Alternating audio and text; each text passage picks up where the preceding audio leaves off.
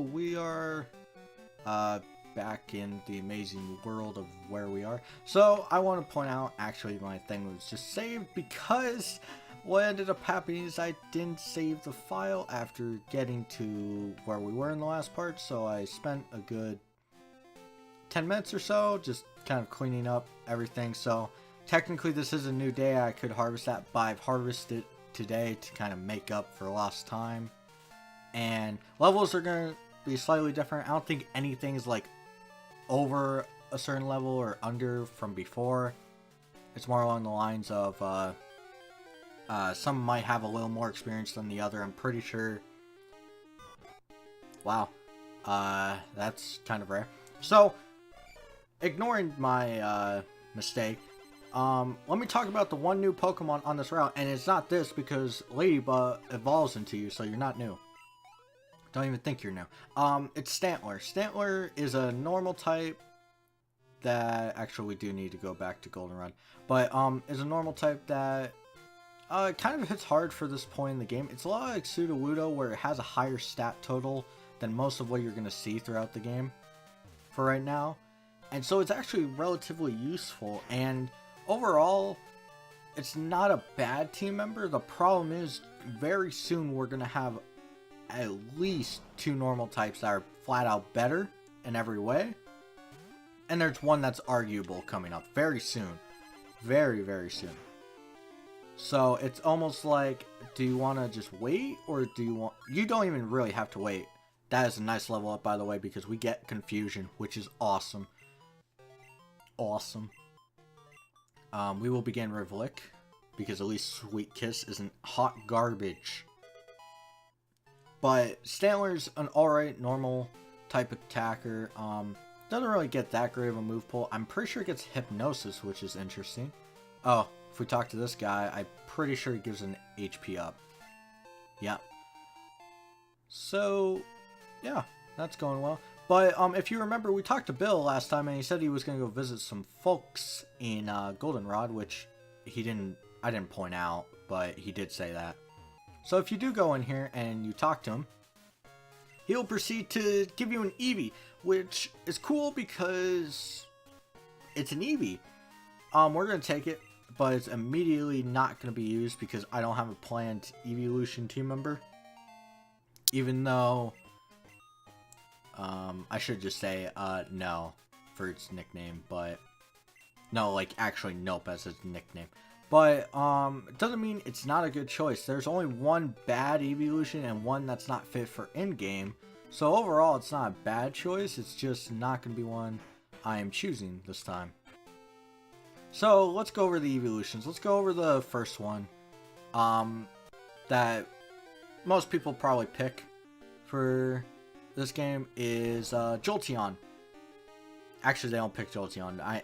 They mostly pick Espeon, but Jolteon's easy to talk about. Jolteon's an electric type attacker. Problem with that, it doesn't get Thundershock at the level you will get it, so you have to wait. And I'm pretty sure it gets Thunder, but is the next level up. So you are either A, gonna go need to grind for Thunder TM at Game Corner, or you wait all the way until after the Elite Four to get Thunderbolt, which I'm sorry, I'm not gonna do. That's not worth it. Otherwise, it's a very good special attacker. It's actually insanely good.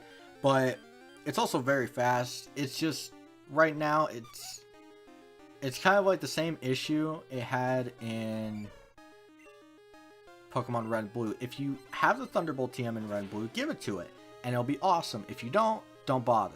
Here, it's more on lines, are you willing to grind for it? If not, don't bother. It's less than stellar. So, we are actually going to head in here.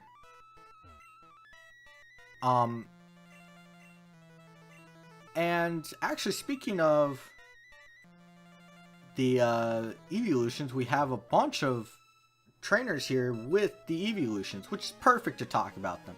So I'm actually going to wait until this comes up. If it's Jolteon, I'm going to move on to another one. But so, wow, I could not do that again if I tried. Holy crap. We're going to be using Smoochum here, by the way. It should be faster. Okay. For some reason that but it failed took really long to like show up. Thundershock. I don't really... Come on. Don't be that way. Don't be that way. Don't be who you are. Thank you. Please die. Thank you. Oh, that's a great amount of experience. But, I don't know the order of this is. In Heart Gold and Soul Silver, it's insanely difficult to do this. Not insanely, but they appear later. You can't fight them right away. And overall, it's a harder fight, in my opinion. Usually by then you have a lot more type coverage, so it's not as hard. And yes, I am wasting items because I want to go do something. So which one are we going to talk about now? Come on, give me a choice. Give me a choice. What is it? It is Vaporeon. So Vaporeon's the water type of the group. It is a healthy Pokemon. By that, I mean it has a great health stat. Its special attack is pretty noteworthy too. It's not the slowest Pokemon. I'm changing out to Ghastly. But it also is probably the easiest to raise for merely one reason, and that's because Surf is available very early in this game. Oh, come on. Just let me win. And it also can get Blizzard, but ultimately the problem with Vaporeon here is that it doesn't get access to Ice Beam for a decent amount of time. Doesn't mean it's bad, but it's definitely not the chosen one of the 5, which there are now 2 more if you haven't picked up on it yet. Okay, we'll try once. Damn. But what the next one I'm going to talk about, even though it's not the actual next one in order, I don't think, is we are going to talk about Flareon, which is the old trio, if you remember.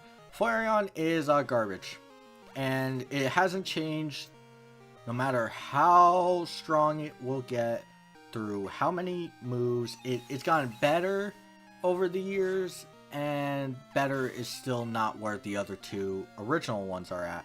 It's actually very sad. But overall, it's not like garbage to use. It's just, here's a fire Pokemon.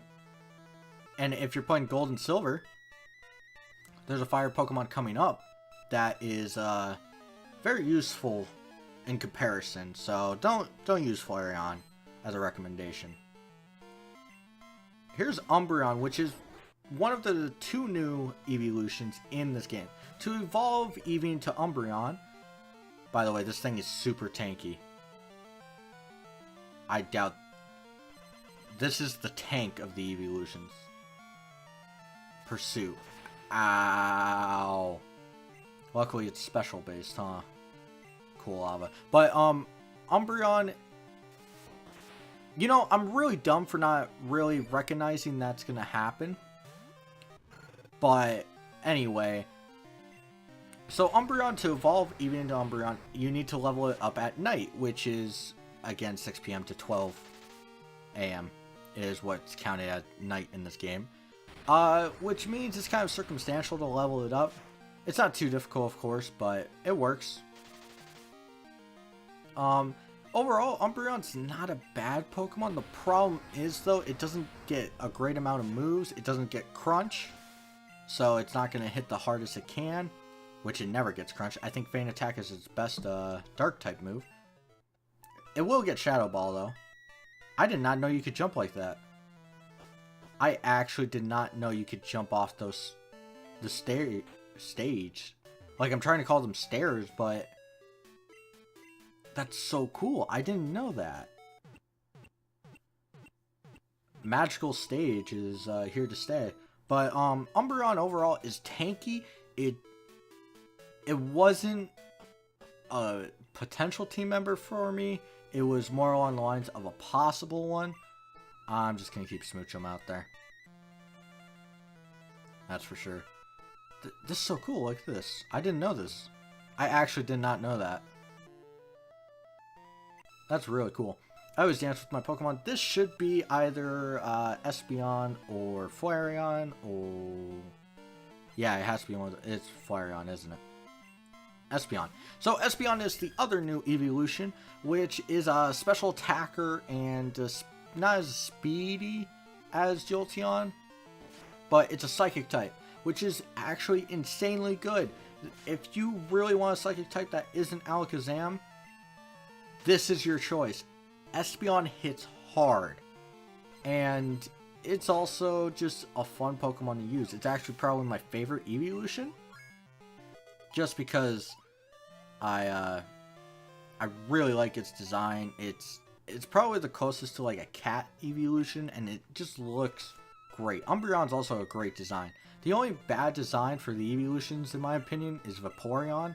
Even Flareon has a cool looking like design, but for this, it's actually, or what was I saying? Design. But for here, if you want Espeon, go ahead and do it. It's insanely useful. I already have a psychic type, so I'm not going to be using it. And the reason I switched out is because this is a fire type, so it resisted everything that isn't confusion. We'll see how well Ghastly takes this. Luckily, we have Nightshade that isn't affected by status. It's just affected by our level.